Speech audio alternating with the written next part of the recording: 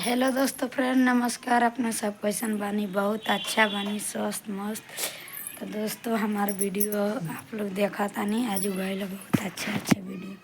तो आप लोग देखा तानी तो लाइक शेयर कमेंट जरूर करम रही। तो देख सकतानी एक सांझ के कमर उठल। अब जा रहा बानी बर्तन देवे, तो सोचनी एगो ब्लॉग बना दी आप लोग खातिर। तो हमारा ब्लॉग में आप लोग बना रही, ठीक बा। हमारा वीडियो चलत नहीं है, देख सकतानी बर्तन धाइल रही फुलैले बानी मलेला।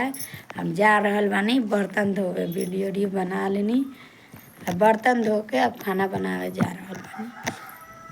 आप लोग कमेंट करके ज़रूर बताएं हम लोग जो हमारा वीडियो आप लोग को कैसा लगा है, कैसा नहीं है, अच्छा लगा है कि ख़राब। आप लोग कमेंट में ज़रूर बताएं रही। हमारा वीडियो का आप लोग सपोर्ट करी, लाइक शेयर कमेंट शेयर भी करी। फेसबुक पर देखा तानी तो फॉलो करी, इंस्टाग्राम पर देखा तानी तो फॉलो करी भी।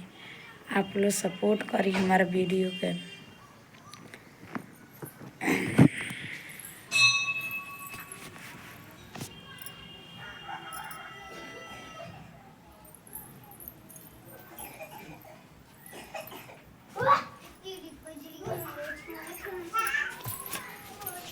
दोस्तों अब चल रहा है खाना बनाने के लिए। आप लोग जाइए खाना बनाइए, खाइए, मौज मस्ती करिए।